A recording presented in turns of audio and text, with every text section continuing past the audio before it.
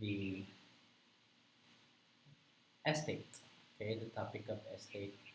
We'll go deeper into the topic of estate as you have already understood by now that there is um, estate tax, and the subject for estate tax would be the right on the transfer of the property.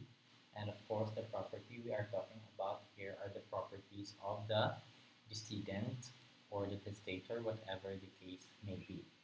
So, well, go to defining and exploring the nature of gross estate. So when you say gross estate, okay, the gross estate would refer to all the property owned by the decedent at the time of death, excluding the exclusive property of the surviving spouse. Okay, so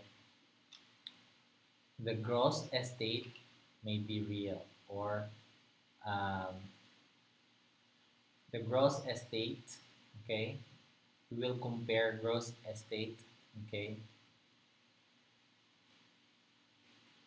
we'll cover gross estate here with the consideration of the estate tax under the RA 10963 train law, which simplifies the computation of the estate tax due from 5% to 20% previously, with now just a single rate of 6%. Okay, so when you say gross estate, the gross estate may be real properties or personal properties, and it is subjected to estate tax rate of 6% now under the new law, which is the train law. Okay, so with the simplification, the computation would just appear like this. So take note of that. This is the pro forma computation. So the gross estate would be, so that's why earlier we mentioned that the executor or administrator is responsible to collect all the assets, declare them all as part of the gross estate, and then deduct the allowable deductions of the estate, and then you will arrive at the net estate. The net estate will be subjected to the 6% estate tax. So it's multiplied by 6%, and that is going to be your estate tax due.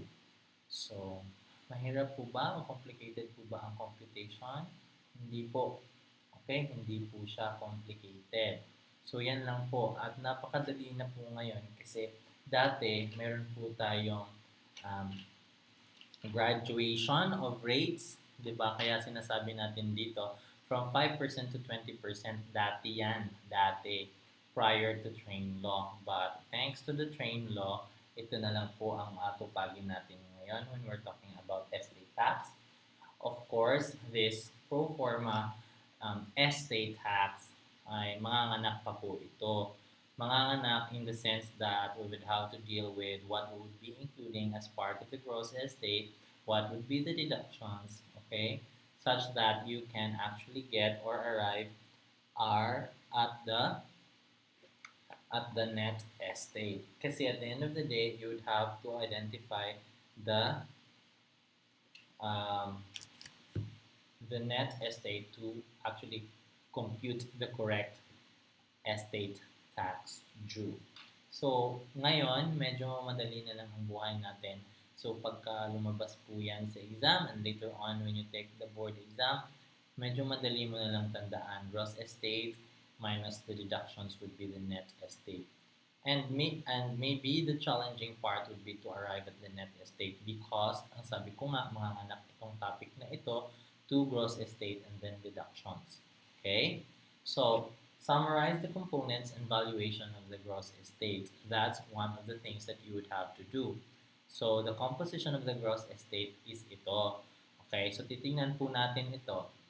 The gross estate includes real and personal property, tangible or intangible, wherever located in the case of O, tandaan mo yan, in-underline ko na yan ha. So, citizens and resident aliens.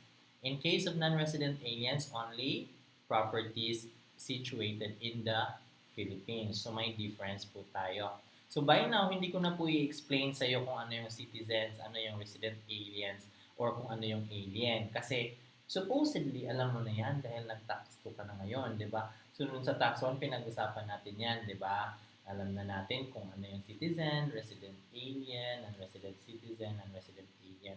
So dito, sinabi lang natin whether resident aliens and citizens, and then whether it's non-resident alien. So kapag citizens and resident alien, isa lang po, ang tandaan mo lang, wherever located. Kapag sinabi naman na non-resident alien yung namatay, only properties within the Philippines. So, kailangan po nating tandaan yan kasi pakabigyan po tayo ng problem na kung saan marami po siyang properties across the world. So, you would have to ask, ano po ba ang status ni decedent? Siya po ba ay resident alien, citizen, or non-resident alien? Pag nasagot mo yon, then you would have to proceed on collecting or summarizing all the assets of the decedent. So, yung estate naman niya would be composed of the following gross estate composition, which is actually in the National Internal Revenue Code. So, pwede yung decedent's interest, okay, transfer in contemplation of death, revocable transfers, property passing under general power of appointment, proceeds of life insurance, prior interests, transfer for insufficient consideration, and those expressly excluded from the gross estate is the capital of the surviving spouse of a decedent. Okay. So, tingnan natin, the decedent's interest and intangibles. Kapag sinabi natin decedent's interest, it refers to the extent of equity or ownership participation of the decedent on any property physically existing and present in the gross estate, whether in his possession, control, or dominion. It also refers to the value of any interest in property owned or possessed by the decedent at the time of his death. Interest having value or capable of being valued, transferred. Okay? So, interest, meron po siyang karapatan doon, di ba? Interest, rights and interest of the decedent over the property. So, ano yung mga intangibles na sinasabi mo dyan, sir? So, the intangible properties considered located in the Philippines could be franchise, which must be exercised in the Philippines, shares, obligations, or bonds issued by any corporation organized or constituted in the Philippines. So, di ba pag yung mga mayayaman, meron po talaga silang mga ganyan. Ownership, okay, shares, okay, or bonds, or obligations, okay, due to them. So, isa po yon sa mga intangibles na pwede mong i-collect as part of the gross estate. Shares, obligations, or bonds issued by any foreign corporation, at least 85% of the business of which is located in the Philippines. Shares, obligations, or bonds issued by any foreign corporation, if such shares, obligations, or bonds have acquired a business in situs in the Philippines and shares or rights in partnership, business, or industry established in the Philippines. Lahat yan kasama po yan sa gross estate ng decedent for purposes of computing the gross estate. Okay? Ano naman po yung mga properties transferred gratuitously during lifetime but in substance transferred upon death? So, kanina meron na nagtanong nito, no? So, let's just look at it. So, transfer in contemplation of death, ito po yung mag-i-effect lang after the death of the decedent. So, transfer of the property under the belief that he or she is about to die or has terminal illness. So, in contemplation of death is a term used to refer to certain transfers made under the belief of the giver that he or she is about to die or has a terminal illness. Yung i-donate ko na to or bibigay ko na to kasi mamamatay na ako. So, that's transfer in contemplation of death. Transfer with retention or reservation of right or certain right. This allows the transfer to continue enjoying, possessing. So, ito yung sinasabi natin na after the death. Okay? So, controlling, possessing, or controlling the property, beneficial ownership because only the naked title has been transferred. So, parang sinasabi niya na, okay, sige sa'yo na to, makakapangalan na to, the naked title, but the possession, the enjoyment of the property ay nandun pa rin sa nagbigay. So, may enjoy na lang yon nung binigyan kapag namatay na siya. So, if that's the case of the transfer, it will still be considered as part of the gross estate. Okay? So, hindi po siya considered na hindi po siya i-exclude dun sa estate kasi technically part pa siya ng estate ng decedent pagkamatay niya. Okay? And then, of course, there are those revocable transfer. The decedent transfers the enjoyment of his property to another, subject to his right to revoke the transfer at will, with or without notifying the transferee anytime before he dies.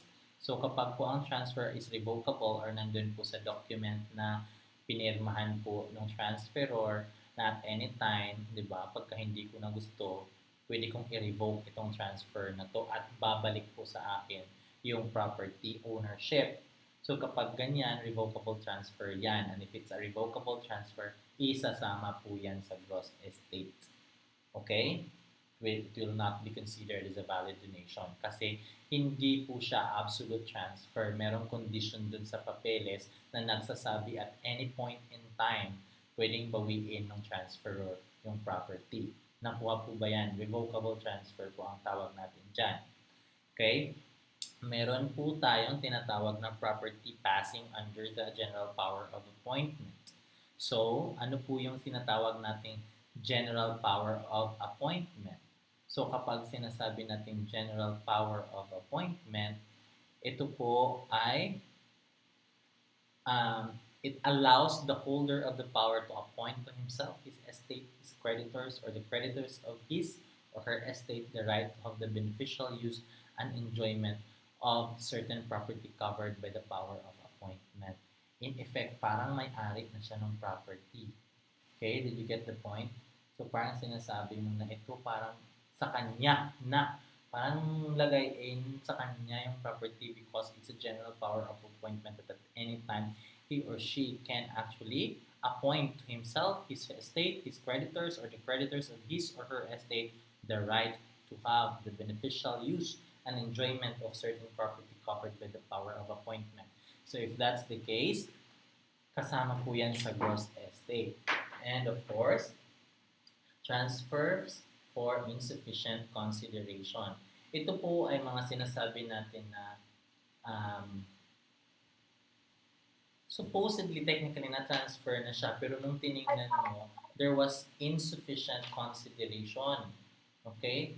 So, kunyari, sinabi na ibenta niya na yan, okay, sale of property substantially below fair market value. So, sabi niya, ay, nabenta na nga. Kasi, there will be disputes as to the properties that should be included. Kasi, you have to remember that by this time, kapag kinokolate mo na yung mga ari-arian ng isang namatay, syempre, concerned na doon yung mga heirs, yung mga tagapagmana, di ba? Isipin na magkano kayang mamanahin namin, di ba? So kapag sabi nila, yan, pag-aari din yan ng kunyari, yung tatay ang namatay, di ba? Yung tatay ko din ang may-ari niyan. Then later on, it turns out, sold daw yun, yung property na yun, hindi nyo naman lang alam. So, tingnan nyo, baka meron po doon, it is in paper transferred, di ba? Tapos tingnan mo yung consideration. If it qualifies as a transfer for insufficient consideration, baka pwede mong i-assail yung sale and would therefore include that as part of the gross estate. Okay? Kasi yung yung contention mo is a transfer for insufficient consideration. Baka dami deed of absolute sale lang yon or whatever. So yan, kasama po yan sa gross estate kapag nangyari yan. Okay? We would never know the real intention of the transfer at the time when he executed the contract, when he transferred for insufficient consideration. Sometimes you won't know. Sometimes you may have guesses, but you won't absolutely know. But if that qualifies, that's going to be part of the gross estate. Okay?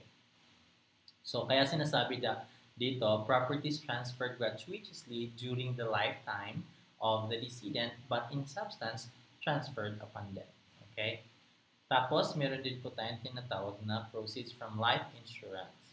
Okay? So, included doon, whether revocable or irrevocable, when the beneficiary is. So, sa insurance naman, meron po kasi doon provision in the insurance na kailangan mong pangalanan kung kanino mapupunta yung perang makukuha sa insurance if and when something happens to you. So, kapag meron namatay, tapos yung namatay, ang sinabi niya, ang magiging beneficiary ng aking insurance ay ang estate ko. Or ang magiging beneficiary would be my executor or my administrator. Then if that's the case, whether revocable or irrevocable, that insurance proceeds actually goes to the gross estate. Kasama po siya sa computation ng gross estate. Ano naman po kung when the beneficiary is a third person? Isasama lang po siya as part of the gross estate if that third person's as a beneficiary, if the designation of the beneficiary is revocable. Nakalagay po dun sa insurance policy that such beneficiary designation can be replaced, substituted, or otherwise revoked at any point during the lifetime of the decedent. Revocable po yan ang tawag dyan at therefore isasama po siya sa gross estate. Kapag po ang nilagay doon, irrevocable po yung designation as beneficiary at it is a third person, hindi po yung executor, hindi yung administrator, at hindi yung estate of the deceased, and therefore hindi po yun isasama sa gross estate. So, nandayo na pong pinapangalanan, ano po yung mga pinagbabasa nyo? Tandaan nyo po itong lahat kasi later on, pag binigyan po kayo ng problem, when you're actually asked, how much is the total gross estate of the decedent, syempre, i-evaluate mo kung pumasok ba siya dito sa mga in-enumerate natin ngayon. Okay? So, that's the importance. Okay, so tandaan mo yan. Kapag ang beneficiary is estate, is executor, or administrator, wala na pong question kung revocable or irrevocable. You will have to include that as part of the gross estate. Okay? Okay, just a bit.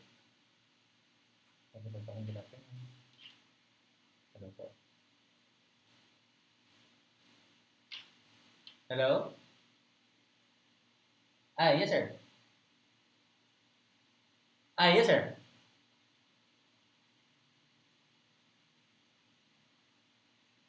Yes, sir, pero naputol to. Nag-ingon ko nga naputol. Wala na po yung reply. Nag-ingon po ato. Then, wala na dayon i-update whatever yun.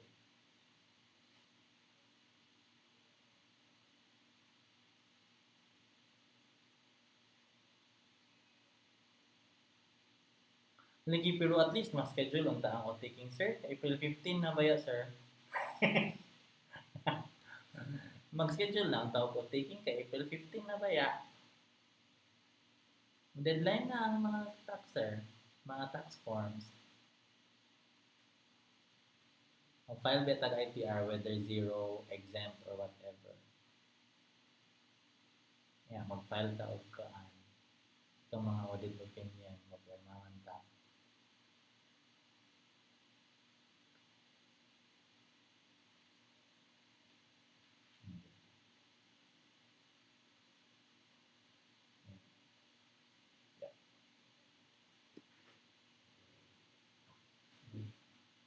Okay.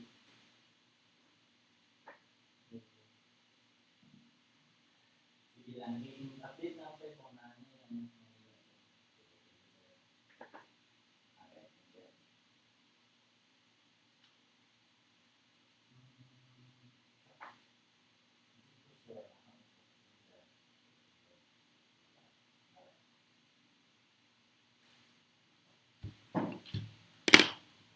Okay, I'm sorry about that. There's a urgent call that I need to attend to. But yeah, so again, if it's the estate, the executor, or the administrator that's the beneficiary, no questions asked. Whether it's revocable or irrevocable, it will be part of the gross estate. But if it is a third person that's a beneficiary, you would have to ask whether it is revocable or irrevocable. If the provision for the beneficiary is irrevocable, do not include in the gross estate. But if it is revocable, include in the gross estate. Aro?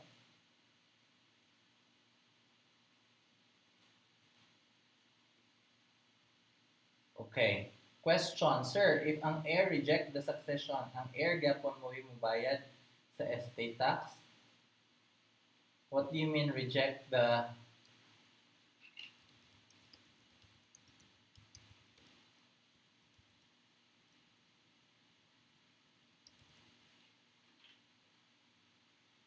What do you mean reject the succession?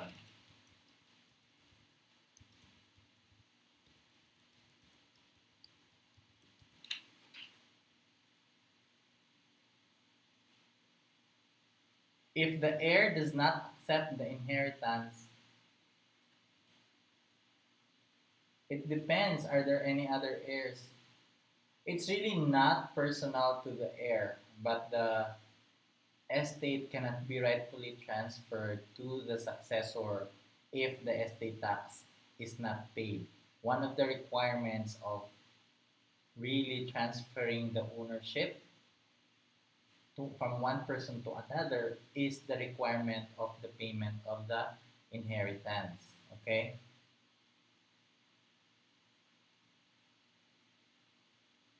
If you reject the inheritance, you will not receive anything, but you will also not have to pay any debts. Okay? So, yun lang po yung rule. Okay? As long as the heir, if in this case, maybe you're asking, what if the heirs would just reject everything para wala nang gulo? You can, but remember, meron po tayong order of succession earlier as we've discussed, di ba? So, ipa-follow lang yon. Okay? Especially kung ano. But you can choose to like not accept your inheritance. Di ba meron din yun sa mga drama? Masyadong ma-pride yung pinamanahan, arte-arte. No? Ay, hindi ko natanggapin, hindi ko kailangan ng pera niya. Okay, whatever.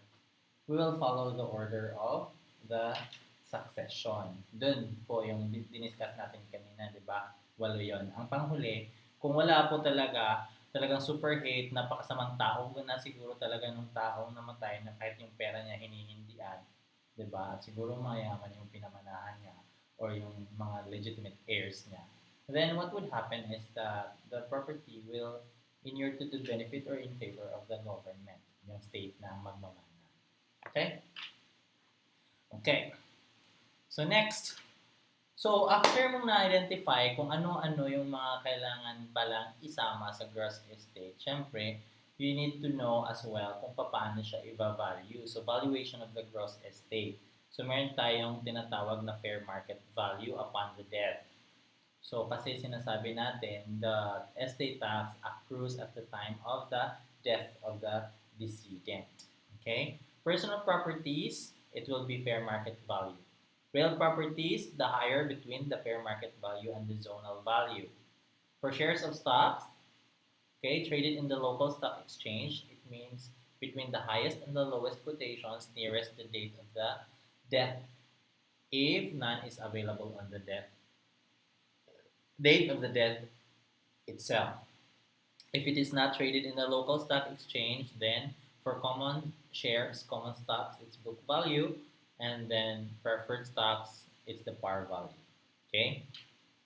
For usufruct, okay, then usufruct the right to use the property, okay, based on the latest basic monthly table to be approved by the Secretary of Finance upon recommendation of the Insurance Commission. Okay. So let's have some exercises. Get ready. I'll give you how many minutes? Maybe I'll give you, for this, I'll give you, say 5 minutes to answer this. Sige.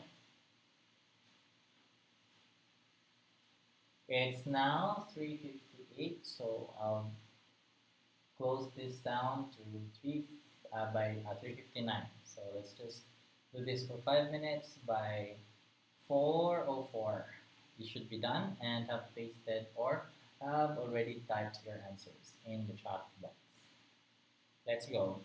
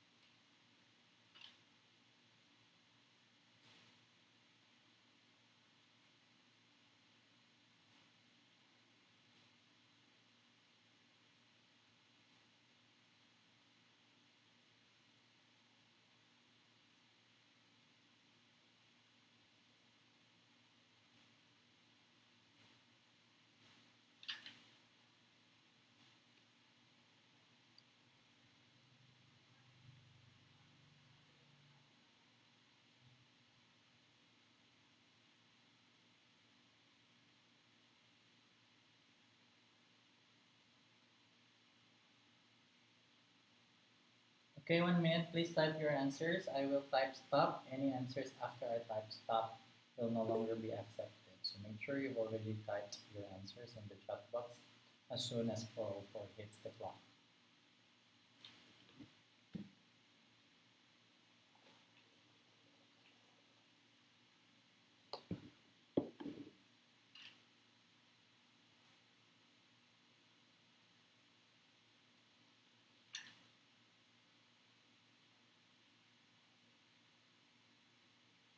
Don't forget there's a 1, 2, 3, 4, 5 items in the right side of your screen. So make sure you also type your answers there. Okay, I'll stop presenting.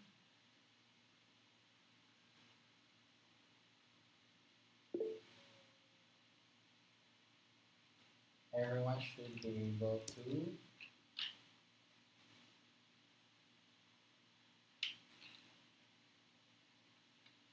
now typing stop. Make sure you've already sent your answers. Once I've typed stop, your answers will no longer be accepted.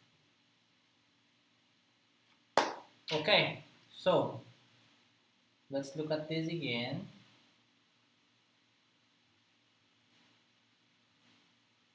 Let's go over the items just very quickly.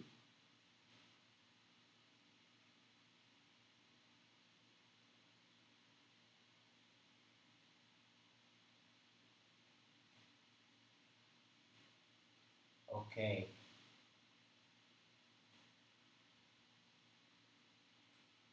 So first item, we have Pedro on March 1, 2020. The following were available in connection with the property. So died on March 1, 2020. So the assessed value 6 months before the death is 2.5 million. The fair market value in time of filing of the estate return on February 28, 2021 is 3 million. The zonal value as of March 1, 2020 is 2 million. What should be the value of the piece of land in the gross estate? The answer is the higher between the fair market value provided by the city or provincial assessors, assessed value or zonal value provided by the BIR at the time of the death. So the answer is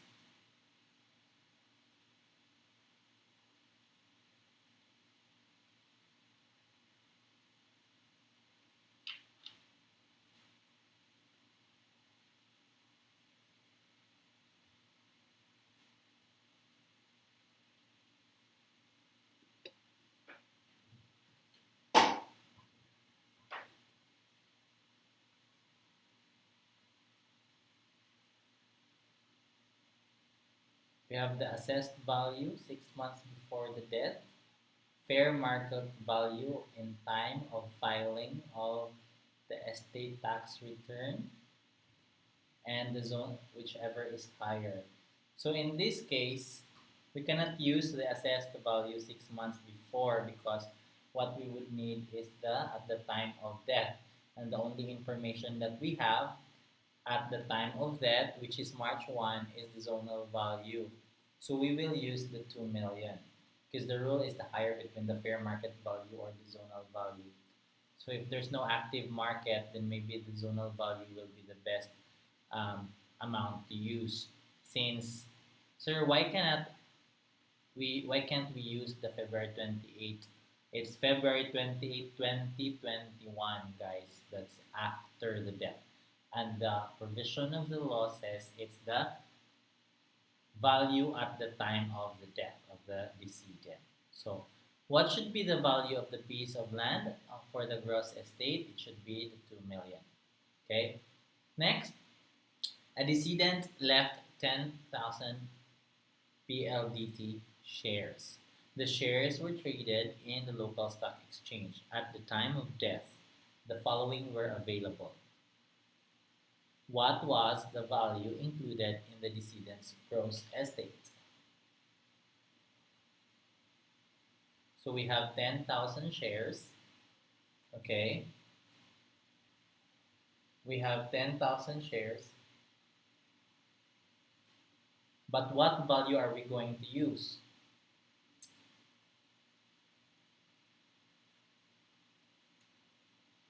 Hmm? What value are we going to use? For shares of stocks, ang sabi natin, okay, if it is traded in the local stock exchange, it would be the highest and the lowest quotations nearest the date of the death, if none is available on the date of it itself. So, at the time of death, the following were available. Okay, so in this case, we will use the highest is 700, the lowest is 300. Okay, so the highest is 700, the lowest is 300. And then sabi natin kanina for the valuation, it is going to be the mean between the highest so and the lowest. So we'll have to use 700 plus 300 and divided by 2. The mean would be 500 times the 10,000 shares of PLDT. Then we will have 5 million. How did we get that? 700 plus 300 divided by 2 because we have two values. The mean would be 500. 500 times 10,000, we should be getting or arrived at 5 million. Okay? Next, for the multiple choice, we have which of the following is not a characteristic of donation mortis causa? So we have is it a transfer to the donee? Is irrevocable while donor is alive? There is no conveyance of title or ownership. So the answer here is letter A. The transfer to the donee is irrevocable while donor is alive. Okay. Kung irrevocable na siya, transfer siya while the donee is alive, hindi po yan mortis causa, inter vivos po yan. So let's look at letter B. There is no conveyance of title or ownership to the donee before the death of the donor. That's correct. That's from the mortis causa. Transfer retains the full or naked ownership and control of the property while alive. Of course, that's mortis causa. And the transfer should be void if the donor should survive the donee. That's mortis causa. So the answer here is letter A. For number 2, Statement 1, special power of appointment authorizes the donee of the power to appoint only from among a designated class or group of persons other than himself. And statement number 2, the donee decedent of a special power of appointment only holds the property in trust. Hence, the property shall form part of the donee decedent's gross estate. Okay, and then the options would be only statement 1 is correct. So, yung statement ba, correct ba? A special power of appointment authorizes the donee of the power to appoint only from among a designated class or group of persons other than himself. Is that correct? Yung statement number 2 ba, correct ba yan? The donee decedent of a special power of appointment only holds the property in trust. Hence, the property shall form part of the donee decedent's gross estate. Is statement number 2 also correct? Okay. So only statement 1 here is actually correct. Okay, the donee decedent kasi ang nakalagay dito, donee decedent. Okay? And under a special power of appointment lang. So hindi po siya kasama sa estate ng donee decedent. Okay? Kung special power of attorney, binigay special power of appointment only holds the property in trust, it's not part of the gross estate kasi ang gusto natin kanina under the general power of appointment. Naalala mo yon? General power of appointment yon, hindi special power of appointment. So it's just a play of words dito, no? Ni-replace lang yung special power, naging general power dapat yan. Okay? Next, Pedro decedent owns a property valued at 1.5 million. Okay? And the said property was sold by Pedro during his lifetime to Juan for 700,000. when its value was 1.2 million. It was agreed by Pedro and Juan that the former will enjoy the income of the property as long as he lives. For Philippine estate tax purposes, how much will be included in determining the gross estate? So at the time, okay, the decedent owns a property valued at 1.5 million at the time of the death. Pero nung nag-transfer sila 700,000 yung consideration, but the value was actually 1.2. Pero kung titingnan mo siya in substance, there was no actual transfer from Pedro to Juan. Why? Because Pedro continues to enjoy the income of the property as long as he lives. So Pedro continues to enjoy the income of the property as long as he lives. So there was no actual transfer, there's no actual possession, and the intention was actually like a donation mortis causa kasi it is for insufficient consideration. So and therefore, the answer here is not 1.5 million because the 800,000, the 700,000 was already paid. But if we're going to compute 1.5 million minus the 700,000, then it's 800,000 that we will include the difference for determining the gross estate. 1.5 million minus 700,000 as a consideration of the time when the contract between Pedro and Juan was executed. Okay? For number 4, based on the preceding number, if the fair market value of the property at the time of the death is only 600,000, how much will form part of the gross estate? What is the answer? For number 4, it will be none. Kasi kung 600,000 lang at the time, hindi na po siya for insufficient consideration. It was actually a transfer, so binili. So, in that case, 0, wala pong isasama. Kaya lang po nagka-difference yung answer natin from 3 and 4 kasi yung sa number 3, the supposed value was 1.5 million at the time of death, but the consideration at the time of the celebration of the contract was just 700, so it was a transfer with insufficient consideration. Pero kung ang value pala ay 600,000 lang at the time of death, tapos ang consideration is 700,000, hindi yan insufficient consideration. In fact, mas malaki pa nga ang binayaran nung buyer, di ba, at the time of the celebration of the contract. So, 0 po ang isasama natin sa gross estate. So, number 5, the proceeds of life insurance where the beneficiary of the decedent is not his estate, executor, or administrator is, anong sabi natin kanina? Kapag ang beneficiary is not his estate, executor, or administrator, we would have to ask, okay, if it is revocable or irrevocable. Kapag irrevocable, part of gross, kapag revocable, part of gross estate. Okay? So, kung titingnan natin dito, ano yung pinaka-feasible na answer? Not part of the gross estate if the beneficiary is irrevocable. Hindi po yung gross income gross estate. So, wala na po tayong pag-uusapan sa A and B at yung letter D, part of gross estate regardless of whether the beneficiary is revocable is irrevocable, hindi po totoo yan. Kung gusto po nating whether revocable or irrevocable, dapat po the process of the life insurance has the beneficiary of the decedent. Ang pinpoint niyang the beneficiary is dapat yung estate, executor, or administrator. Sinabi dito, not his estate, executor, or administrator. So, dapat talaga revocable. Kung gusto mo siyang isama sa gross estate. If hindi mo siya isasama sa gross estate, dapat irrevocable. Okay? Okay. So, next part will be our frequently asked questions. What are excluded from gross estate? So, ito, common to na i-exclude natin o hindi na po natin isasama sa gross estate. Of course, GSIS proceeds or benefits, accruals from SSS, proceeds of life insurance where the beneficiary is irrevocably appointed.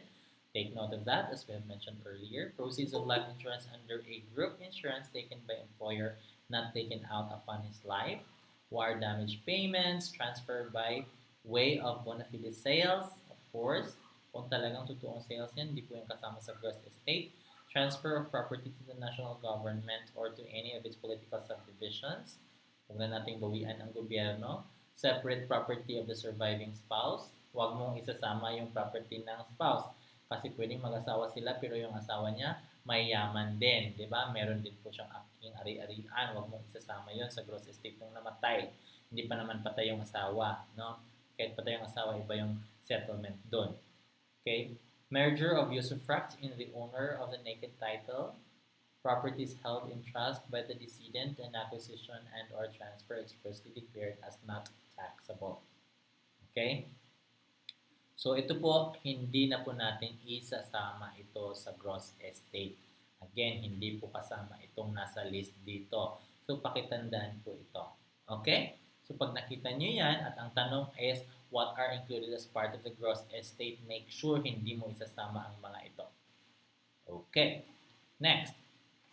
Expound exemptions, exclusions from the gross estate. Siyempre, pag titingnan natin under the National Internal Revenue Code, Section 85 and 86, capital or exclusive property of the surviving spouse, talagang hindi po yan sinasama. Properties outside of the Philippines of A, nang sabi natin kanina, non-resident alien decedent. And then, intangible personal property in the Philippines of a non-resident alien when the rule of reciprocity applies. Remember when the rule of reciprocity applies. Okay. And then, we also have Section 87, the merger of the usufruct, right to use in the owner of the naked title. So, hindi mo siya idodouble yun. Okay? Kasi merger of usufruct lang yun. Hindi mo siya ikikwentahin twice. Merger of usufruct lang siya. And then the transmission from the first heir, legatee or donee in favor of another beneficiary in accordance with the will of the predecessor. This type of transfer is most known as transfer under special power of appointment or SPA. Okay? So meron po tayong general power of attorney and special power of attorney. So kapag under the general power of attorney or general power of appointment, kung sabi natin, included in the gross estate. Kapag special power, exclude from the gross estate. Transmission or delivery of the inheritance or legacy of the fiduciary heir or legatee to the fidei commissary. Okay? All bequests, devices, legacies, or transfers to social welfare, cultural, and charitable institutions. Of course, hindi natin isasama yan. Okay? Naibigay na yan. Bequests. Okay? No. Okay? Provided that no part of the net income of the said institutions inure to the benefit of any individual and not more than 30% of such transfers shall be used for administration purposes. Kasi talagang sinusuportahan ng gobyerno natin yung pagbibigay sa mga charitable institutions, cultural, social welfares. Pero ang importante dyan, dapat po hindi po lahat yon pupunta sa mga officers or sa administrative expenses or administration purposes. Dapat po talaga to the intended advocacy of these organizations ang pupuntahan ng pera or donation. Otherwise, hindi po natin i-honor yan.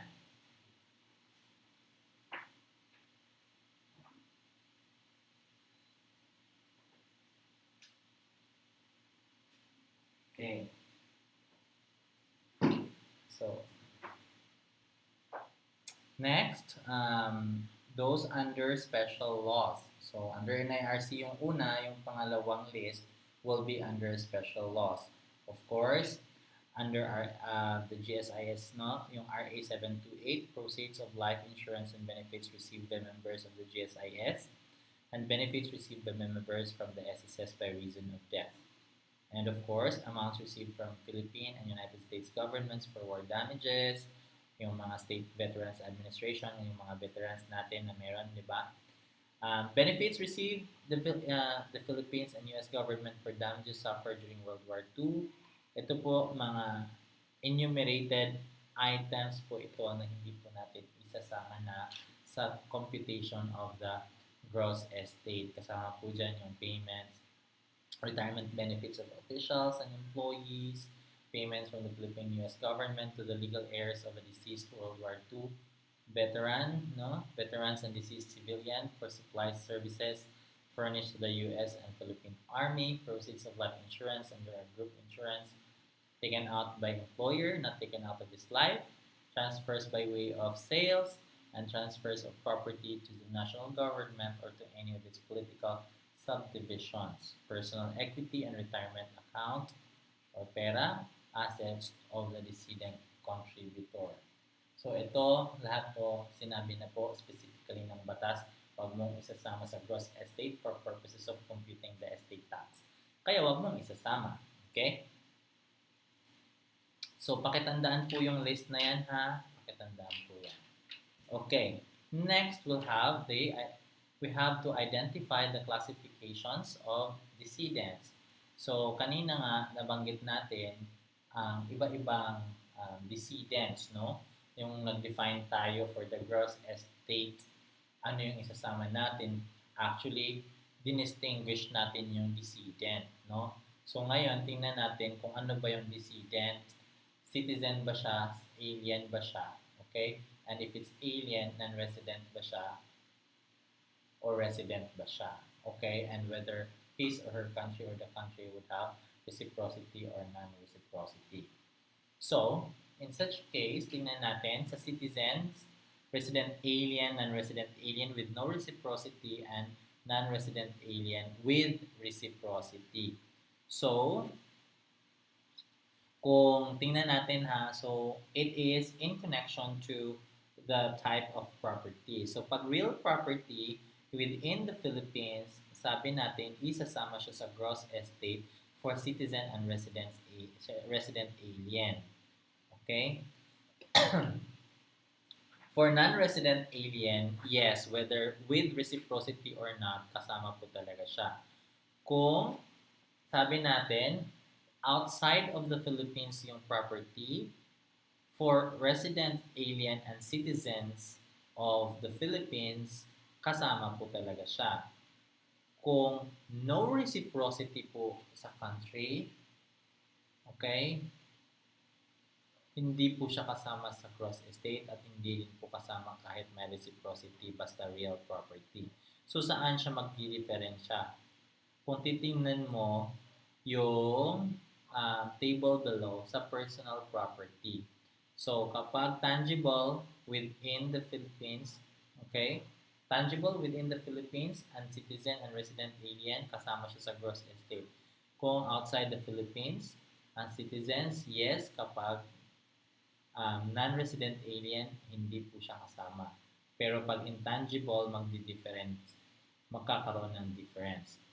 Kung within the Philippines and no reciprocity, kasama siya. Kung outside the Philippines at no reciprocity, tinan mo, hindi po siya kasama. Outside of the Philippines yung property, personal property, no reciprocity, hindi po siya kasama sa gross estate. Kahit with reciprocity, hindi po siya kasama.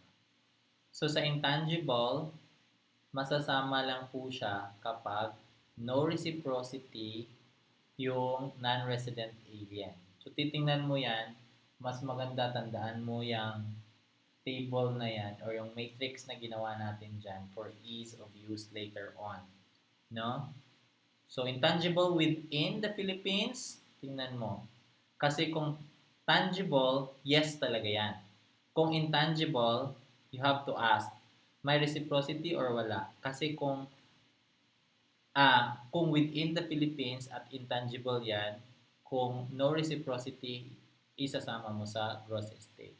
Kung with reciprocity, hindi mo siya isasama sa gross estate. Okay? Okay. So, ngayon, possible, ang tanong mo, ano yung reciprocity? Reciprocity na tinatawag mo, sir. So, when you say reciprocity, a reciprocal agreement, also called reciprocity, is an agreement between the two states, yung country natin at kung saan man nakasituate yung property nung namatay. Two states that allows residents of one state to request exemption from tax withholding in the other reciprocal state. Okay. So, pansinin mo yan, ito, yung without kasi, tingnan mo, kung outside the Philippines yung property, sabi natin, hindi po talaga yan kasama. Okay? Pero, okay, kung in the Philippines yung property nung namatay na non-resident alien, tingnan mo, kapag walang reciprocity sa country, isasama natin siya. Pero kung may reciprocity sa country na yon, okay, hindi na natin siya isasama. Kasi nga, ito yung meaning ng reciprocity. To request exemption from tax withholding. Kaya no dito kapag may reciprocity dahil meron exemption from tax withholding in the other reciprocal state. Kuha? So, reciprocity agreement, no tax shall be imposed with respect to intangible personal properties of a non-resident alien situated in the Philippines. Okay? When the foreign country where such NRA is a resident and a citizen does not impose transfer tax with respect to intangible personal properties of Filipino citizens. Sinasabi natin, kung binibigay nyo yung benefit na yan sa aming kapwa Pinoy, kami din sa kapwa nyo citizen, hindi din namin ay ibibigay din namin ang the same benefit. So, i-exempt namin yan. Okay?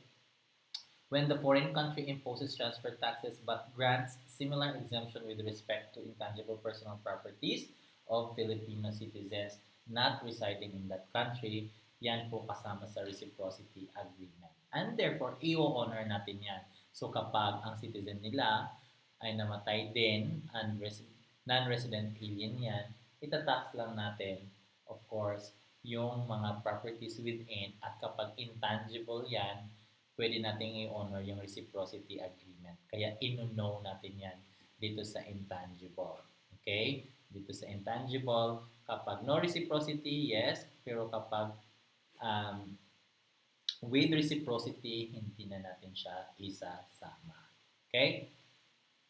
So, again, let's have a very quick exercise for 3 minutes. Get ready to answer another exercise. Okay? Make sure you have your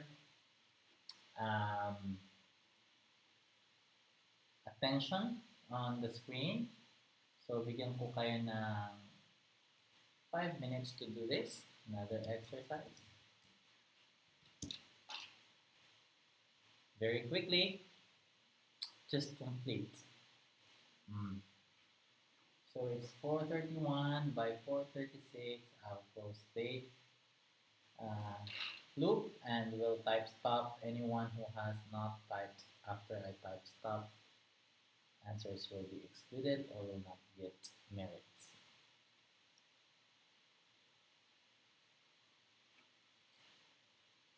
So for table 1, the way we're going to answer that is type mo muna citizen or resident alien. Tapos yes, no. For each line within, without, for real property and personal property. And then for number 2, just type 1 to 10 and your answers.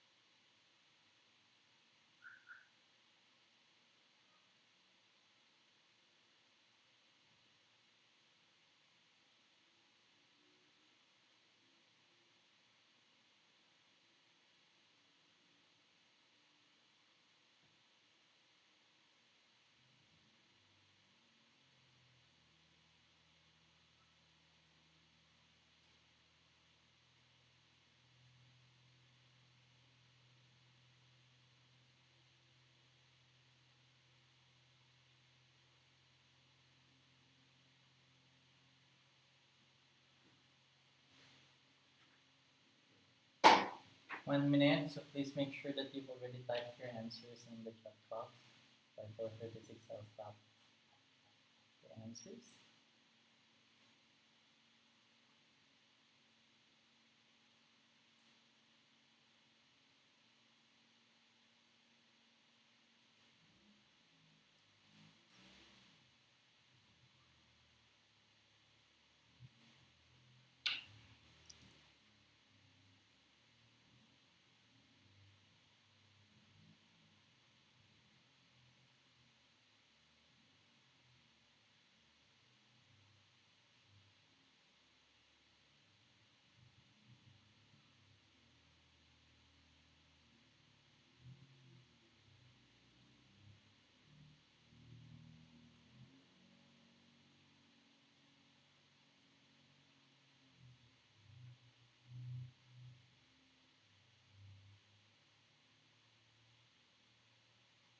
Okay, stop. Not typing stop. Any answers after this won't be accepted. Okay. Okay. So I have actually just asked you to answer the matrix, no? The matrix. Yung pinakita ko kanina, kailangan nyo lang sagutin. So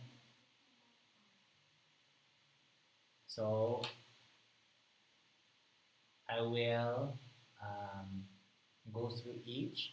So, of course, pag citizen or resident alien, alam natin yes yan lahat. No? And then, pag non-resident alien, of course, within the Philippines, yes. Okay, regardless, lahat ng within, yes. And then, kung no reciprocity, without, so non-resident alien for real property is no. Of course, lahat na outside the Philippines for non-resident alien, no, yan lahat. Ang magdi-difference lang, intangible property lang. Okay? Ang mag-yes lang dyan sa non-resident alien for intangible is within. Yung no reciprocity. Yung with reciprocity, no din yan. So, NRA, no reciprocity, it would be yes, no, yes, no, yes, no. For with reciprocity, yes, no, no, no. Okay? For citizen or resident alien, regardless, it's going to be yes for all. Okay? So next, intangible property, personal property, wherever located. Okay, so tingnan natin yan. Titingnan mo yan.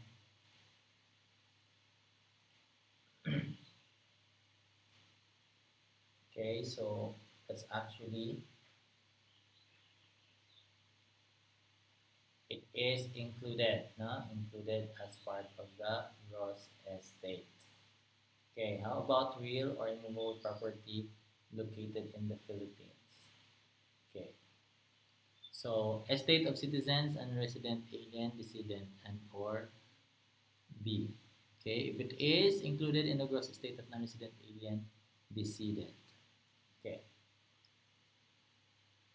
So number 2, it's going to be A and B. Number 3, it's going to be A and B. Number 4, kung intangible personal property with a situs in the Philippines. Okay, A and B basta with reciprocity.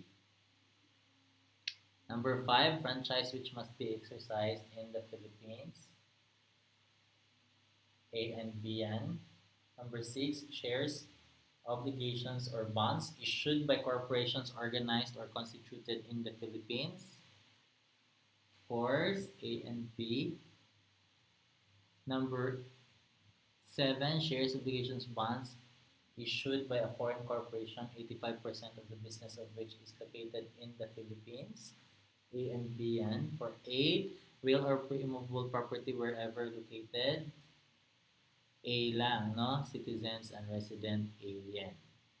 Tangible personal property wherever located, also only for citizens and resident alien. For number 10, Shares, obligations, or bonds issued by a foreign corporation if such shares, obligations, or bonds have acquired a business status in the Philippines. They are used in the furtherance of its business in the Philippines, A and B. And of course, 11, shares, rights in any partnership, business, or industry established in the Philippines, A and B. Okay, next,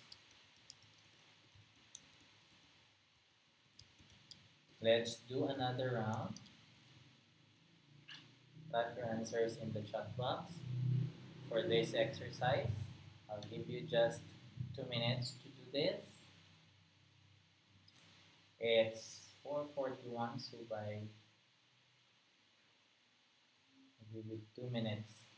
4:43.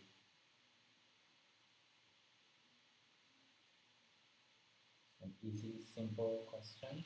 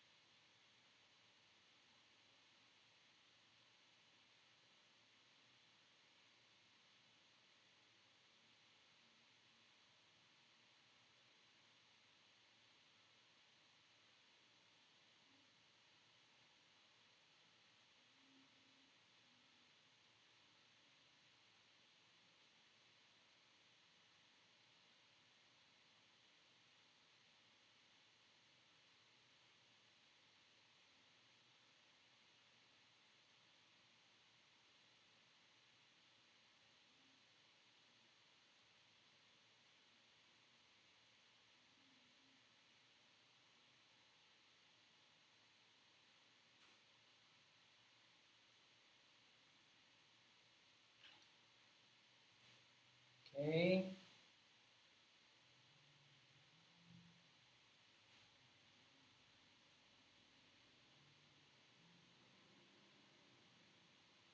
Okay, make sure you have already typed your answers. Once I type stop, your answers are no longer accepted.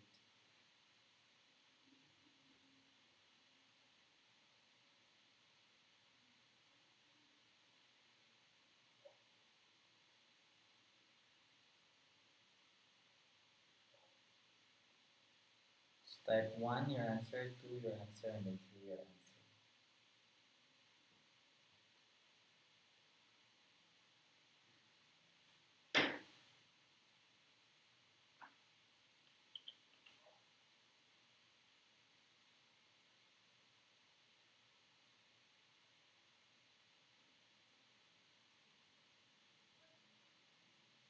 Okay, make sure you've already typed your answers.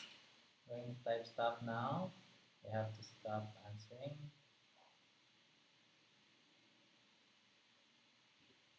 Okay, so let's look at the problem now. Already typed stop. So for this item, we need to identify, of course, first, it says here Anna is a Filipina. So it died in Syria. So that means um, is a non-resident citizen, okay, Filipino. So if the first question, how much is the gross estate, would have to include everything.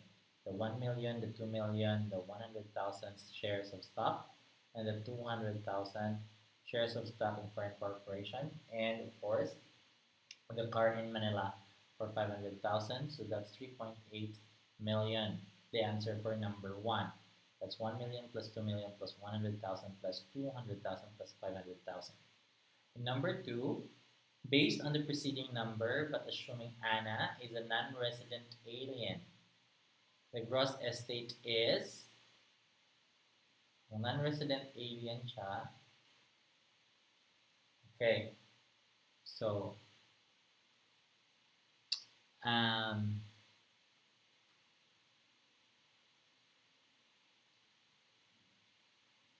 without reciprocity, because there is no mention of reciprocity in number 2.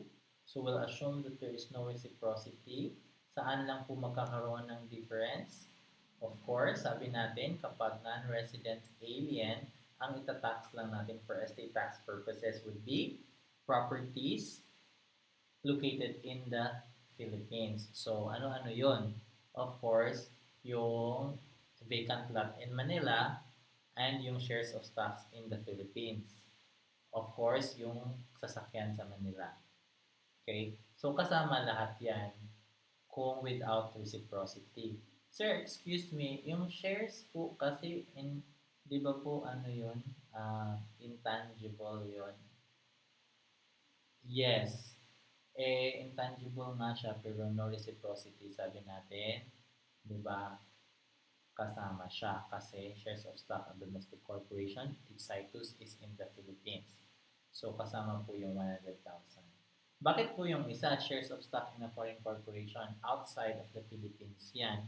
So, hindi po natin isasama. Diba? So, for answer for number 2, you'd be having 2 million plus 100,000 plus 500,000. How about po yung sa number 3, continuing the preceding number and the rule of reciprocity applies, here specifically na-mention na mayroong reciprocity. So kapag ganon, isasama po natin sa consideration natin when answering the problem. So again, hindi na po natin isasama yung outside of the country. So wala na erase na agad yung 1 million na house and lot in Syria at yung shares of stock in a foreign corporation na 200,000. So, ang tatanong na lang natin, isasama ba natin yung 2 million? Yes, kasama yan. Okay, real property yan eh. Yung intangible na 100,000, hindi na kasi kahit intangible yan, okay, may reciprocity na. Isabi natin pag may reciprocity, hindi siya kasama. Diba? Kasi i-honor natin yung reciprocity agreement. Yung car in Manila, kasama siya kasi hindi naman siya intangible. That's a tangible property. So, pag tangible property, kasama siya sa gross estate. Okay? So, ang answer sa number 3 is 2.5 million. Only the 2 million vacant lot in Manila and the car in Manila. Okay? I hope that's clear. Okay. Sige. So, common questions again. Sino-sino ang mga citizens in the Philippines? Just a recap. Ito po ay nabanggit na po natin nung ginawa po natin ng income taxation. But just the same, let's just do a rundown. Ito po ang mga definitions ng pagka-citizen natin. No? So, under Article 4, Section 1 of 1987 Constitution, ito po sila ay considered citizens of the Philippines. Kapag daw po, kapag po, okay, at the time of the adoption of the Constitution, you are already citizen of the Philippines, or you are born in the Philippine Islands of foreign parents who, before the adoption of the Constitution, yung 1987 Constitution, had been elected to public office in the Philippine Islands, and those whose fathers are citizens of the Philippines, and those whose mothers are citizens of the Philippines, and upon reaching the age of majority elect Philippine citizenship, and those who are naturalized in accordance with the law. Okay? Tapos, meron din po tayong non-resident aliens na dinedefine kanina, no? These are persons who are not Filipino and who does not reside in the Philippines. Okay? Okay. So, yun po ang ating estate tax, no? Parang intro hanggang dun sa inclusions of gross estate. So, ngayon, sabi natin, transfer taxes po yan. Property relations between spouses. So, isa sa mga i-consider natin din when we are doing the gross estate is yung property relations between spouses. Ano po yung sinasabi nating property relations? Kapag po kasi nag-aasawa tayo, nagkakaroon po tayo ng agreement. Okay? Uso po yan sa mga artista dati. Kaya siguro na uso yung prenup shoot kasi meron pong prenuptial agreement. So, hindi po talaga importante yung prenuptial shoot. Mas importante yung prenuptial agreement. Okay. So, let's enumerate the different property regimes between spouses. Titingnan po natin kung ano-ano po ang mga agreements, okay, or regimes na ipa-follow ng spouses. Ito po ang susunod kapag po nagkaroon po ng conflict at hindi na po ma-resolve at kailangan po maghiwalay or meron pong namatay, no? Property regime, no? Or in the management of their properties, no, as mag-asawa. So, ito po yung titingnan natin at ito po yung ipa-follow. Sabi ng batas kung ano yung agreement nyo. So, we have different property relations, no? Or property regimes of spouses. So, ito po yon. Una po, yung sinatawag nating conjugal partnership of gains. Madalas na po siguro nating naririnig yung conjugal, di ba? Pero meron po bang kaibahan yung conjugal sa community? So, titingnan po natin, no?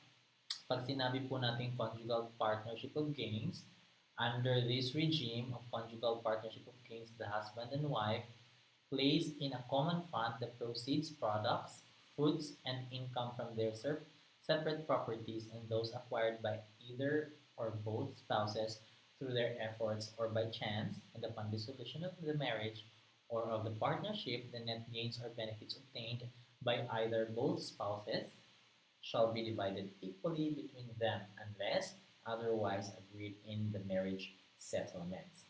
So, titingnan mo yan in comparison or in contrast to the absolute community. Dito sa absolute community, sinasabi all properties owned. All properties owned. O, diba? All properties owned. Okay, sabi niya, all properties owned by the spouses before the marriage and those that they acquired during the marriage shall form part of the absolute community and is shared equally by husband and wife. So, hindi ko pa rin po nakita yung difference, sir. Parang hindi ko maintindihan yung mga pinagsasabi mo, sir. Puro English yan, sir, di ba? Tingnan mo siya. So, ang una kasi, ang sabi dyan, ang kino-contribute mo to a common fund would be the proceeds, products, fruits, and income. Meron silang separate properties. Di ba? And those acquired by either or both spouses through their efforts or by chance and upon dissolution of the marriage or the partnership, the net gains or benefits obtained by either or both spouses shall be divided equally between them. So kung titingnan mo talaga, ang kino-contribute mo lang sa conjugal partnership of gains, okay, dito, ay yung fruits lang. Fruits. O yung mga pinagkakitaan mo at the time na na-celebrate na yung marriage. So, anything before the marriage, hindi mo pag-aari or hindi pag-aari ng asawa mo, yung lahat na naipundar mo bago pa man kayo ikinasal. Yun yung difference ng absolute community of property. Kasi yung absolute community of property, ang sinasabi dyan, under this regime, all properties owned by the spouses before the marriage and those that they acquired during the marriage shall form part of the absolute community and is shared equally by the husband and wife. Di ba? Ang sweet ng number 2, di ba? Kasi yung number 3 kasi kanya-kanya pa sila, di ba? Tingnan mo. Tingnan mo yung definition ng number 1. Yung number 1, may individual properties pa sila. Tingnan mo. Income from their separate properties and those acquired by either or both spouses through their efforts by chance or by chance and upon dissolution of the marriage, equally yun hihatiin. So, ang makikita mo lang dyan kasi yung equally shared by husband and wife. Pero may difference. Kasi yung isa, lahat ng properties niya, bago pa man sila ikasal, will remain his or her individual separate property. Ang i-contribute lang niya talaga is yung fruits. Okay? Gains. Okay? Kaya po siya tinatawag na conjugal partnership of gains. Yung fruits lang ang ibibigay niya, yung products and whatever. Diba? Oh. So, tingnan mo yan, yung mga dokumentong pipirmahan mo, yung mga prenuptial agreement, diba? Kung ikaw ang gustong magpakasal sa isang tao, titingnan mo yan kung Siyempre, 'di ba? Kaya may mga considerations na ganyan, maybe even in TV shows, yung mga programs, 'di ba? Makikita mo bakit napaka-importante niyan. Kaya ako sinasabi kanina, mas importante pa po yung prenuptial agreement kaysa sa prenup shoot. Ba yung mga picture-picture, hindi naman titignan yun. Kaya gano'n kaya ka-sweet dun sa picture. Pag naghahatian na kasi nag-away na kayo at nag-anal na, di ba? Mawala na yung sweetness nyo dun sa picture-picture. Pero ito talaga masusunod to kasi ito yung batas. So, titingnan mo kung ano talaga yung agreement. No? So, the conjugal partnership of gains, again, you're going to contribute, of course, the gains from the word itself. So, ano yon? Common fund the proceeds, products, fruits, and income from their separate properties. Kung ano yung properties nila will remain their properties, pero lahat ng kita, ng lahat ng properties, pagkatapos ng kasal nila, ay magiging shared ng mag-asawa. Okay? Fruits po yon. Okay? Samantala, sa absolute community of property, ito po ang napaka-sweet kung ano ang sayo ay akin at kung ano ang akin ay sayo, sabi niya dito. Bakit? All properties owned by the spouses before the marriage will be contributed into one absolute community. Next. O, di ba? O. So, kaya po siya, yan ay different from conjugal partnership of gains. So, bago ka magsabi-sabi na, conjugal naman yan, tingnan mo muna kung meron po ba silang property regime na naagrihan nung kinasal sila. Okay? And of course, the third, sir, paano kung hindi ko nagustuhan yung dalawa? Medyo makasarili din ako minsan, sir, eh. Pagdating sa pera. Ano kaya pwede kong option? Pwede mo yung number 3, di ba? So, complete separation of property. Under this regime, each spouse shall own, dispose of, possess, administer, and enjoy his or her own separate estate without need of the consent of the other. To each spouse shall belong all earnings from his or her profession, business, or industry, and all fruits due or received during the marriage from his or her separate property. So, ito, talagang, parang, okay, magpakasal tayo for the sake of the love, pero, wala po tayong pakialamanan sa pera. Di ba, nagpakasal ka sa akin para sa love, hindi naman para sa pera. Kaya, kung pera, wala tayong pakialamanan. Individual, separate, okay? Kung anong laman ng wallet mo, wala akong pakialam. Kung anong laman ng wallet ko at ng mga cards ko, ako lang din ang may alam. Okay ka ba doon? Kung okay ka doon, ang ating regime, sabihin mo, is complete separation of property. Okay? Kung nakaintindihan naman kayo, why not? Diba? Kung nakakaintindihan naman kayo. Okay? So that's the importance of knowing the property regimes or property relations of the spouses. So ano sa tingin mo? Kung ikaw ay mag-aasawa, anong gusto mo dyan? Conjugal partnership of gains, absolute community of property, or complete separation of property? Ano kaya ang mas wise na decision dyan?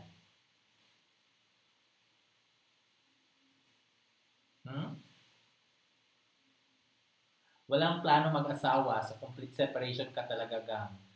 Nangga, complete separation ang nababagay sa'yo kasi wala kang plano mag-asawa.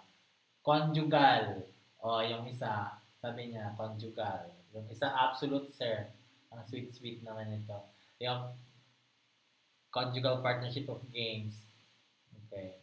So, kung sakali man daw magkaplano siyang mag-asawa, conjugal partnership of gains na siya. Meron namang nagsabi, complete separation of property, sir.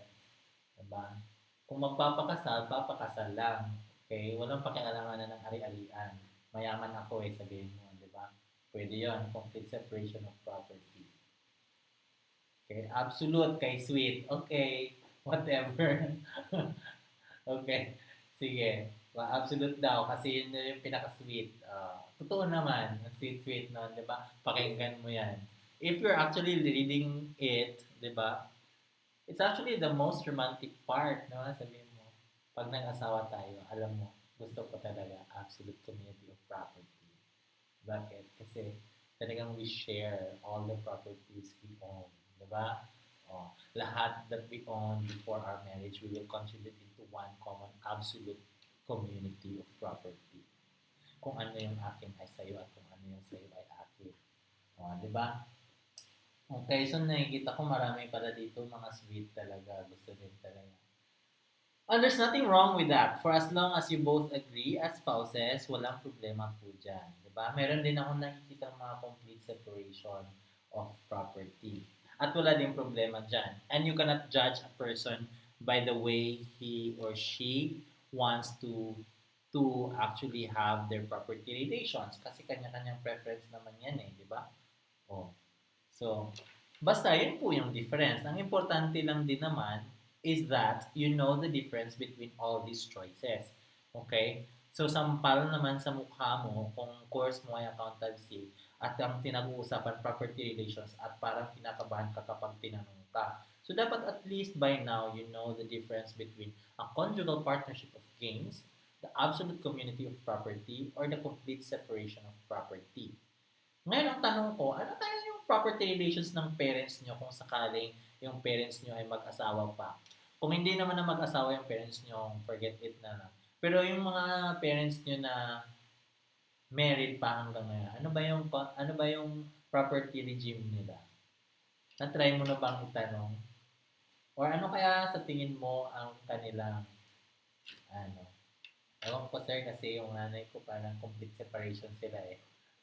Or pwede, ano kaya ang ano ng parents nyo? Yung property regime ng parents nyo? What do you think? Absolute. Totoo? Sweet pala yung parents nyo, no? Ah, meron conjugal. Sige. Okay. So, how did you know na conjugal? Yung mga nagsabing conjugal, paano nyo nasabing conjugal yan?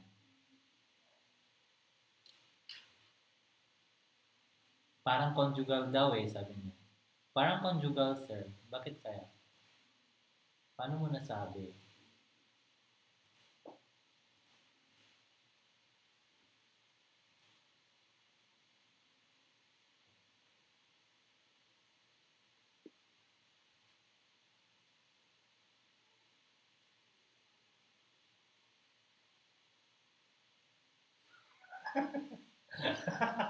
Okay. Okay. Okay, makes sense.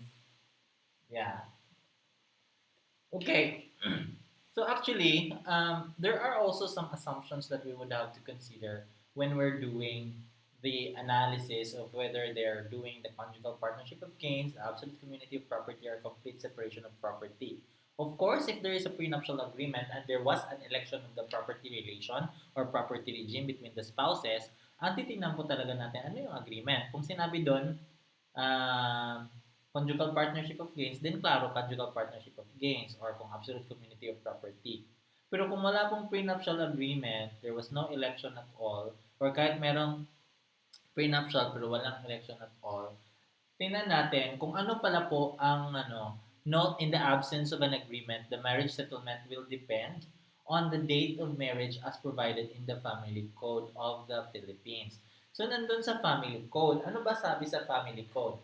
Ang sabi sa Family Code, tandaan mo yung date na to, August 3, 1988. Okay? Before the effectivity of the Family Code, which is August 3, 1988, ang magiging property relations is conjugal partnership of gains. But if it was celebrated, meaning kinasal sila on or after the effectivity of the Family Code, which is August 3, 1988, pangalawang beses ko nang sinabi yan, the property regime will be absolute community of property. So, ang tanong mo din is, kailan ba kinasal yung parents ko? Kung on or after August 3, 1988, ang property regime nila, kung walang agreement at all, is absolute community of property. Pero kung before August 3, 1988, sila kinasal, ang nagiging property regime nila is conjugal partnership of gains. Okay. Okay. Okay. So, tandaan mo yan ha. So, kung kinasal sila before August 3, 1988, ano ang property relation? Conjugal partnership of gains. If the marriage is celebrated on or after August 3, 1988, at the effectivity of the Family Code, then the property regime will be absolute community of property. O, di ba? Sir, question lang. Curious ako, bakit po kaya na-change yon sa family code from conjugal partnership of gains to absolute community of property? Sabi kasi nung gumawa ng family code, the absolute community of property is more in consonance with the union we are contemplating in the celebration of marriage. Kasi nga, di ba, kapag nagpapakasal daw, dapat they are as one. Naks naman. O, kaya, dapat absolute community of property. So, in the absence of any agreement between the spouses, sabi ng batas, ang magro-rule is the absolute community of property. Okay? In other words pala, sir, kung walang agreement, never po kayo magiging complete separation of property. Yes. Diba? Kasi wala kayong agreement. So the complete separation of property will only exist if there is an agreement. Kasi absent any agreement, dalawa lang ang pagpipilian. At ang pagpipilian doon, nakadepende sa date ng kasal. Kung ang kasal ay on or after August 3, 1988, then it will be absolute community of property. If it is before that date, it will be conjugal partnership of gains. Okay, sir. Medyo natuwa ako din sa mga pinagsasabi mo sa conjugal partnership of gains at absolute community of property at complete separation of property. In fact, may mga plano na ako sa buhay kapag ako ay nag-asawa ng mayaman or kung ako ay mas mayaman sa aking asawa. 'Di ba? Parang alam ko na ang mga options. 'Di ba? By now, alam mo na. Kung syempre, kung mayaman yung asawa ko, sir, bakit ko naman pipiliin yung conjugal partnership of gains? Dapat kung ano yung kanya ay akin. So, dapat absolute community kami agad dyan, di ba? Pero kung ako ay mas mayaman sa asawa ko, baka i-consider ko yung complete separation of property. Or baka conjugal partnership of gains na lang kami. Di ba? So, mga ganyan. Pero ang hindi ko po maintindihan at baka pinahirapan mo lang ako ay bakit ko po pinag-aaralan to? Kasi nga sabi natin kanina, you will not include in the computation of the gross estate yung share ng spouse mo or yung properties ng spouse mo. So you would have to know, alam mo dapat kung alin doon ay talagang property lang ni spouse. At mag-aapektuhan yan sa kung ano yung property regime nila. 'Di ba? Kasi kung acquired yan prior to the marriage at conjugal yan, conjugal partnership of gains ang regime nila, hindi mo isasama yun sa gross estate. Di ba? Pero, kung absolute community of property yun, dapat kalahati nun pagmamayari na nung namatay. Kasi absolute community of property di ba? So, naiintindihan mo ngayon kung bakit mo kailangan pag-aralan to. Dagdag kaalaman at dagdag i-memorize at pag-aaralan. Okay. So, what are the rules in the property regimes of the spouses? So, ito yon, di ba?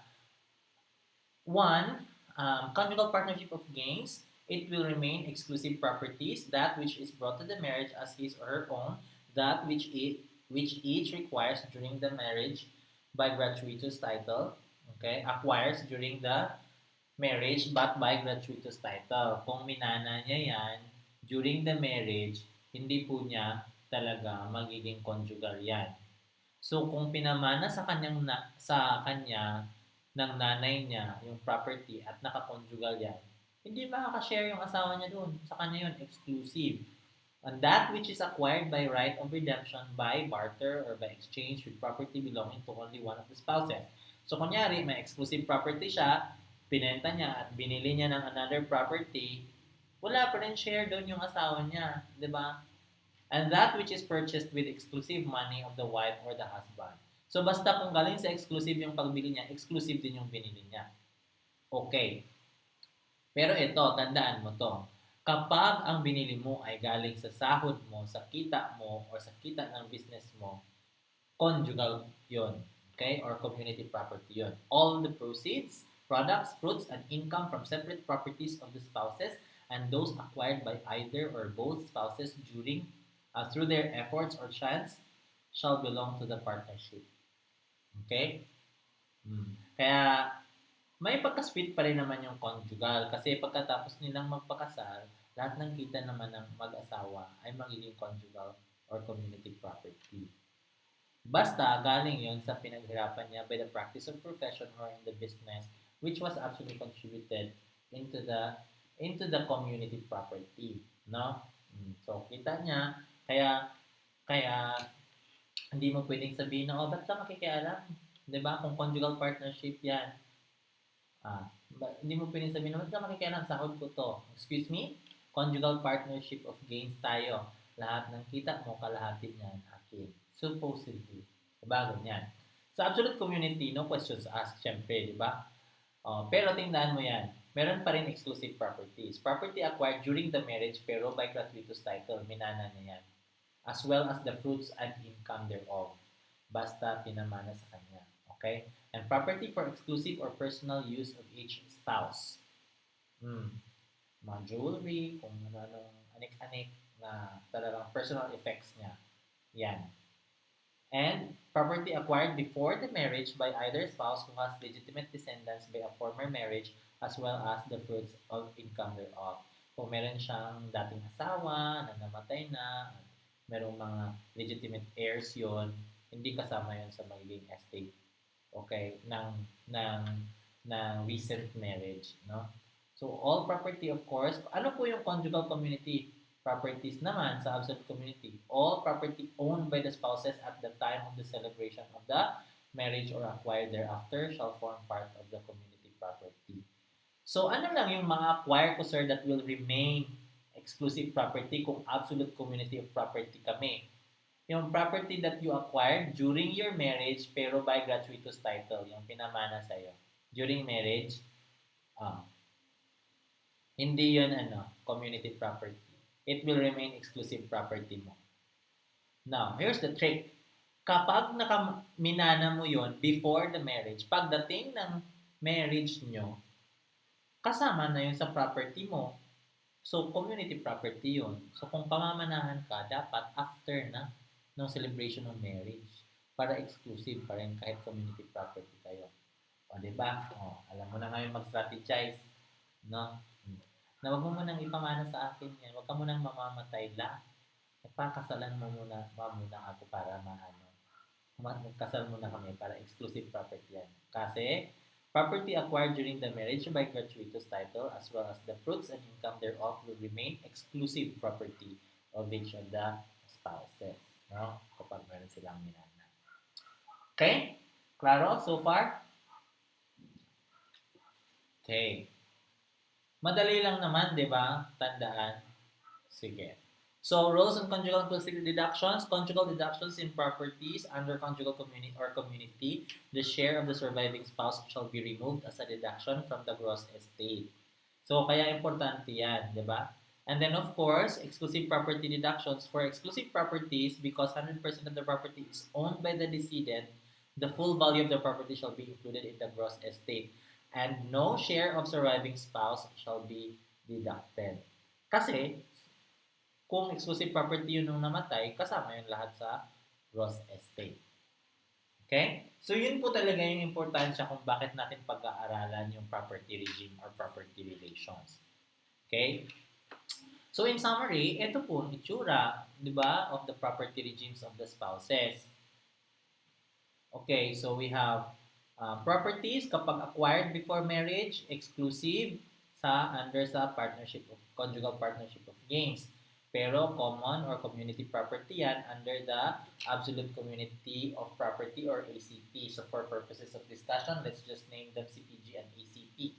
So under sa properties acquired during marriage, from exclusive property, exclusive po yan whether CPG or ACP. Pero from common property, common po yan for CPG and ACP. Okay, from labor or practice of profession, common din po yan under CPG and ACP. From donation or inheritance, gratuitous transfer for CPG. Exclusive. Yes? Yes, Juan Vincent, are you trying to ask a question or wanted to discuss something? Okay. Okay, apology accepted. Let's proceed. So tingnan mo yan, yung caption first, ha? Properties acquired during marriage yung nauna. So yung sunod, fruits or income from properties. From exclusive property, kung ang fruits galing sa exclusive property under the conjugal partnership of gains, common yan. Difference ng ACP kasi sa ACP, exclusive yan, yung fruits, kasi galing siya sa exclusive property. Kung galing siya sa common property, of course, common siya whether CPG or ACP. For property, for personal and exclusive use of either spouse, in general, ACP, exclusive, jewelry, and other similar kind, common. Okay? So, dito, tingnan mo ha, properties acquired before marriage. Difference talaga yan sa CPG at ACP kasi sa properties acquired before marriage, exclusive pa rin. Even after marriage, yung mga na-acquire before.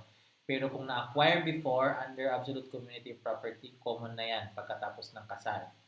Kaya maganda yan. Yung absolute of community property, maganda talaga yan kapag ang asawa mo ay mas mayaman sa'yo, no? Oh, kasi automatic yung lahat ng pag-aari niya, 50% na sa'yo. Pagkatapos ng valid marriage. As long as you have conformed to the requirements of a valid marriage, di ba? Oh, 50% agad sa'yo. Okay? Kaya maintindihan mo na ngayon yung mga drama, di ba? Bakit kailangan ng mga prenuptial agreement? Kasi ito yung mga considerations. Di ba? Biruin mo naman kung ikaw ang talagang pagmamayaring na ipundar mo ay yung cellphone mo, di ba? Tapos yung magiging asawa mo, pagmamayari niya, halos kalahati ng Pilipinas. Siyempre, talagang magiging concern ng family. Na ma-excuse me, makikihati siya sa 50%. Di ba? Pero kung ikaw naman yung mas mayaman, baka yung pamilya mo rin ang feeling argabyado, no? Sabihin nila, ha? Ba't ka magpapakasal sa ganyan? Okay? Kung pareho kayo ng status, baka automatic din kayo mag-decide ng ACP. Pero kung hindi, baka meron talagang back and forth na discussion about what's the property regime. Or would it be easier for you to just choose the complete separation of property? Okay? But at the end of the day, kaya lang din naman ng magpapakasal na magde-decide. Wala namang po makakahadlang sa inyong pag-iibigan at kaligayahan. Diba? Kung ano yung pipiliin nyo, susunod lang din naman siguro lahat. Okay? At the end of the day, we are just discussing this kasi pagkaroon, kahit gaano po kayo magkasundo at the time na buhay pa po kayo, hindi na po guaranteed yan kapag merong isa sa inyo ay namatay. At yung mga magmamana ay hindi na rin po assured kung magkakaintindihan o magkakasundo po sila. Baka po, pag mga away-away, di ba? So, kailangan po, meron po tayong alam kung paano po natin isisettle yung property relations. Okay? So far, so good? Okay. Last bit of exercise. Let's just do this very, very quickly. Para lang naman matest natin kung talagang naintindihan natin yung pinagsasabi ko kanina on gross estate. No? Let's do this in 5 minutes for the interest of time. Kahit 5 minutes lang. So in 5:23, I will close or stop the exercise.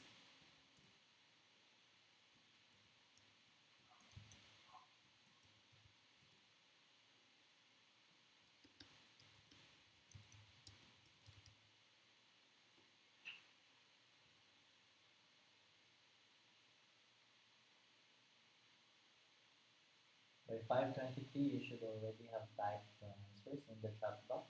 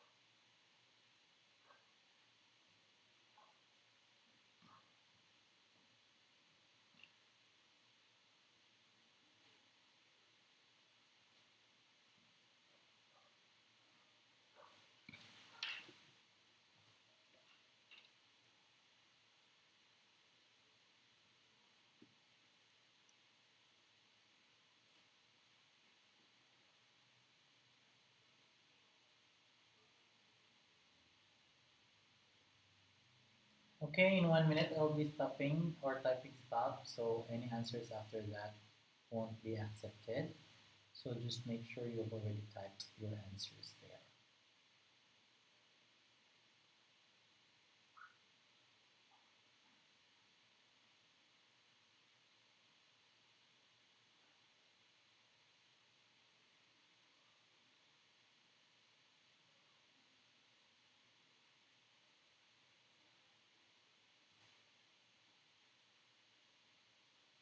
Okay, students, stop.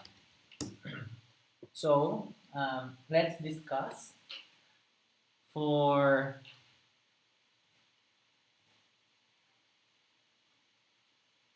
the problem number 1 here.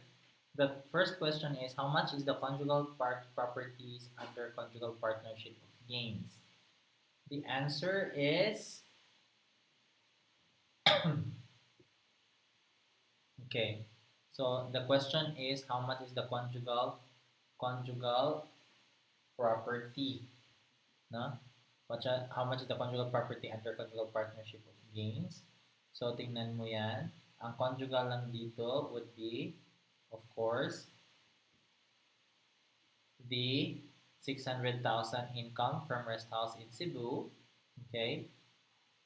And the income from condominium in Davao and the 10,500,000 townhouse in Quezon City and the income from townhouse in Quezon City. So total of that you have 10,500,000 for the townhouse in Quezon City, the 1,050,000, the 360,000 and the 600,000. Total 12,510,000. Okay, so the next how much is the gross estate under conjugal partnership of gains? So if the estate is the question, so you'll be checking included rest house in Cebu.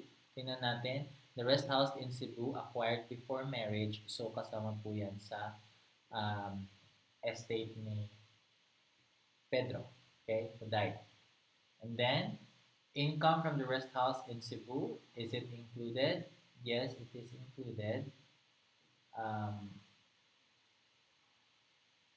Condominium in Davao, you look at condominium in Davao brought to marriage by wife, that is exclusive to the wife. So you will exclude that. For income from the condominium in Davao, you will include that kasi anong sabi natin? Included yan, income yan eh, di ba? So under conjugal partnership of gains, the income of the exclusive property during marriage is included, no? Is part of the gross estate kung siya ang matay, no? And townhouse in Quezon City, is it included? It's included. Acquired during marriage yan, of course. And income from townhouse in Quezon City, is it included? Yes, included. Conjugal yan. So the total property will have 6 million plus 600,000, both of Cebu properties. The condominium in Davao will not be included, but the income in Davao is included, so that's 360,000. The townhouse in Quezon City, that's conjugal, so that's included, 10,500,000. The income from townhouse in Quezon City is included. The car inherited by wife is exclusive, so you will exclude that. The jewelry of the wife is exclusive of the wife, so that's excluded. So total gross estate of the decedent, gross estate will be 18,510,000. So from 12,510,000, ang nadagdag lang is the 6 million. Next, how much is the community property under absolute community of property? How much is the community property under absolute community of property? So, lahat ito community property. So, ito total mo yan, 23,610,000. Okay, if the question is how much is the gross estate, isama mo rin lahat yan. 23,610,000. So, madali lang. Okay? And then, let's go to the MCQ. Under the law, the property relationship between husband and wife shall be governed in what order? 1. By marriage settlements executed before the marriage. 2. By provision of this code. 3. By the local custom. So what's the answer? Okay, the order should be answer is the letter A. So tama po yan. A would be una, by marriage settlements executed before the marriage. Kung wala yan, marriage settlements, then the provision of the code. If the code does not expressly provide for such a property or for that arrangement, then the local custom. So that's 1, 2, and 3 is the order. Number 2, exclusive property of the wife is called what? Oh, ito importante na alam natin to. Okay? So, sir, hindi mo naman nabanggit, so babanggitin natin ngayon. So, kapag exclusive property of the wife, it's capital. Okay? Exclusive property of the husband, it's what? Paraphernal. Baliktad. For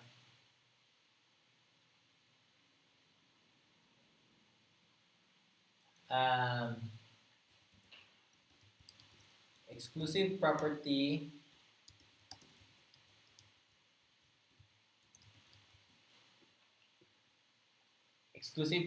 of the wife is actually paraphernal. So that's letter C. And for the husband, it's called capital. Okay? So, para hindi ka ma-confuse later on kapag ang ginamit is paraphernal or capital. Okay? So, number 4, which of the following is exclusive property under the system of conjugal partnership of gains? Okay, which of the following is exclusive property under the system of conjugal partnership of gains?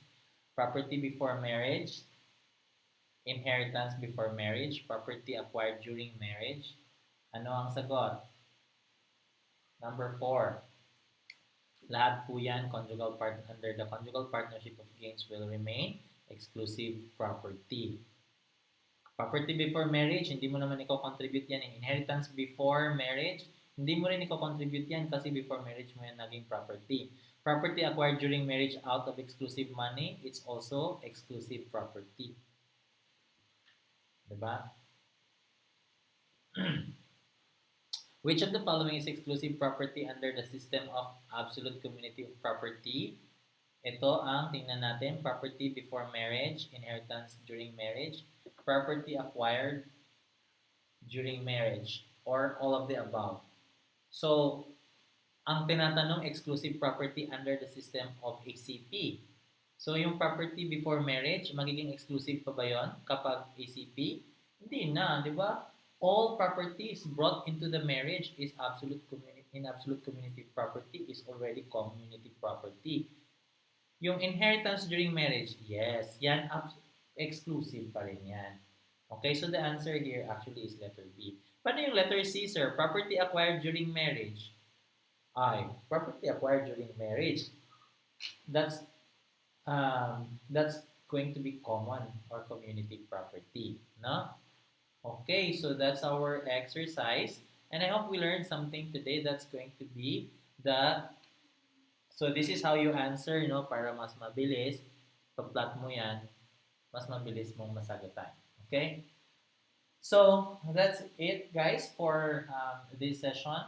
We're done with the transfer taxes as far as the gross estate, what's included, what's excluded, and how we're going to determine whether it's part of the gross estate in terms of the property relations.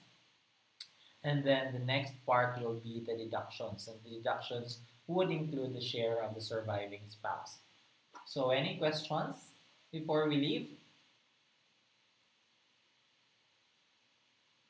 Wala na? Nanghihikab na yung iba? Naantok na yata? Feeling ko talaga yung boses ko para kumakanta ng Regine Velasquez ba? Nakakatulog ang mga tao. Naantok. Okay. If you have no more questions, guys, thank you for coming to the class today. Thank you for joining our class and participating. At least most of you has participated. And I hope you learned something today. Take care, and I'll see you next meeting.